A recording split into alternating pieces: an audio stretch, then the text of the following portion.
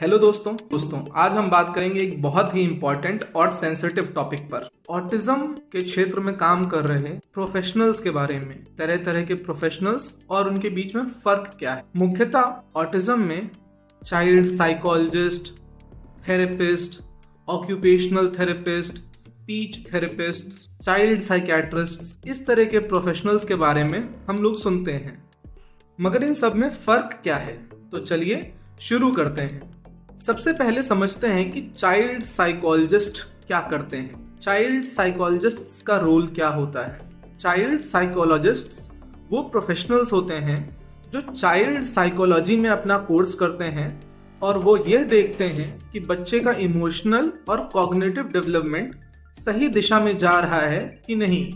यदि उसमें कुछ कमियां होती हैं तो वो चाइल्ड साइकियाट्रिस्ट के संपर्क में बच्चे के लिए कुछ नई चीजें प्लान कर सकते हैं। इसमें काउंसलिंग और बिहेवियरल थेरेपीज इन्वॉल्व हैं, जिसमें कि वो पेरेंट्स के साथ और बच्चे के साथ काम करके कुछ नई टेक्निक्स इंट्रोड्यूस करते हैं, जिससे कि बच्चे का बेहतर कॉग्निटिव और इमोशनल डेवलपमेंट हो सके।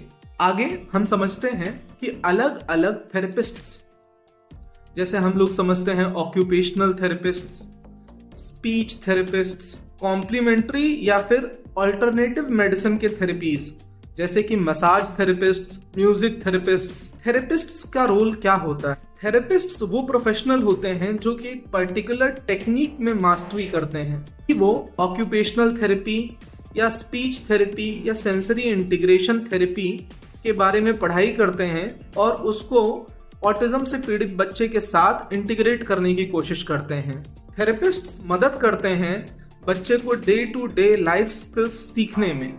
स्पीच थेरेपिस्ट स्पीच के अलग अलग स्टेजेस सिखाते हैं, जैसे आवाज उत्पन्न करना, आर्टिकुलेट करना, इस तरह की चीजें के माध्यम से वो बच्चे में स्पीच के डेवलपमेंट में हेल्प करते हैं। ऐसे ही जो अल्टरनेटिव मेडिसिन के थेरेपिस्ट हैं वो अपनी पर्टिकुलर एक थेरेपी जैसे कि मसाज या फिर अन्य थेरेपीज में वो मास्टर करते हैं और वो बच्चे पर लागू करते हैं। और अब हम समझते हैं चाइल्ड साइकियाट्रिस्ट का रोल। चाइल्ड साइकियाट्रिस्ट एक मेडिकल डॉक्टर होता है जिसने अपनी पढ़ाई MBBS, MD और उसके बाद एक अति विशिष्टता का कोर्स किया होता है। चाइल्ड साइकियाट्रिस्ट इन सारी अलग अलग तरीकों की थेरेपी और मेडिकेशंस के रोल को इंटीग्रेट करने का काम करता है। चाइल्ड साइकियाट्रिस्ट बच्चे के प्रोग्रेस पे नजर रखता है और वह देखता है कि क्या और कौन सी थेरेपी बच्चे के लिए अभी वर्तमान में कितनी जरूरी है, कोई बदलाव की आवश्यकता है कि नहीं, क्या बच्चे और पेरेंट्स को अलग काउंसलिंग की आवश्यकता है कि नहीं, और वो यह भी तय करता है कि क्या इस समय पर बच्चे को किसी तरह की दवा से बच्चे की और मदद हो सकती है, और यदि ऐसी कोई दवा है जिससे कि बच्चे की मदद हो सकती है उस समय पर वो उन दवाओं को प्रेस्क्राइब भी करता है। चाइल्ड साइकियाट्रिस्ट इन सभी थेरेपीज को इंटीग्रेट करके एक बेस्ट केयर बच्चे को प्रोवाइड कराता है। तो हमने समझा कि अलग अलग प्रोफेशनल्स अलग अलग काम करते हैं और ये सारे प्रोफेशनल्स कोऑर्डिनेशन के साथ ही बच्चे के लिए बेस्ट रिजल्ट ला सकते हैं। जैसा कि हमने समझा कि ऑक्यूपेशनल थेरेपिस्ट डेली स्किल्स सिखाने में, साइकोलॉजिस्ट इमोशनल और कॉग्निटिव डेवलपमेंट में काउंसलिंग के माध्यम से और बिहेवियरल थेरेपीज के माध्यम से हेल्प करके, चाइल्ड साइकियाट्रिस्ट मेडिकल, साइकोलॉजिकल और थेरेपी के टेक्निक्स को इंटीग्रेट करके और पूरे प्रोसेस को कोऑर्डिनेट करके बच्चे की हेल्प करता है।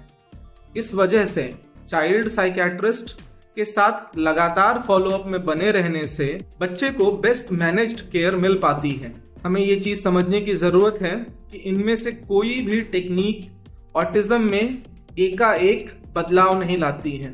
ऑक्यूपेशनल थेरेपी, साइकोलॉजिस्ट के इंटरवेंशन, साइकियाट्रिस्ट का इंटीग्रेशन इन सारी थेरेपीज का और मेडिकेशंस यदि जरूरत हो, इन सब के माध्यम से बच्चे की मदद तो होती है और उसमें सुधार तो आता है, मगर वह धीरे धीरे आता है।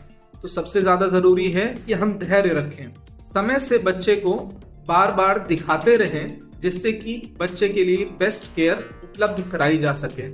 और एक और बहुत इंपॉर्टेंट बात, हम अक्सर ऐसे परिवारों के संपर्क में आते हैं जो कि ऑटिज्म से संघर्ष कर रहे होते हैं। हम ये देखते हैं कि उनको तरह तरह से बरगलाने की कोशिशें भी हैं। ऑटिज्म को साइंटिफिकली मैनेज करने वाले प्रोफेशनल्स बहुत कम हैं, तो कई तरीके के अनक्वालिफाइड प्रोफेशनल्स भी इस फील्ड में अपना हाथ आजमाते रहते हैं और इससे बच्चे को काफी नुकसान होता है। सबसे बड़ा नुकसान तो ये कि उचित इलाज समय पर नहीं मिल पाता है और कई बार उनके द्वारा इस्तेमाल में लाने वाली टेक्निक्स बच्चे के लिए अहितकारी होती हैं और यह एक बहुत सीरियस कंसर्न है। हम सबको अपने बच्चों के हेल्थ और वेलबींग के लिए कॉशियस रहना चाहिए। हमें ध्यान देना चाहिए कि हम सही क्वालिफाइड प्रोफेशनल्स के पास ही जाएं। जब कभी भी आप किसी डॉक्टर या थेरेपिस्ट या चाइल्ड साइकोलॉजिस्ट के पास जाएं तो उनका क्वालिफिकेशन जरूर चेक करें।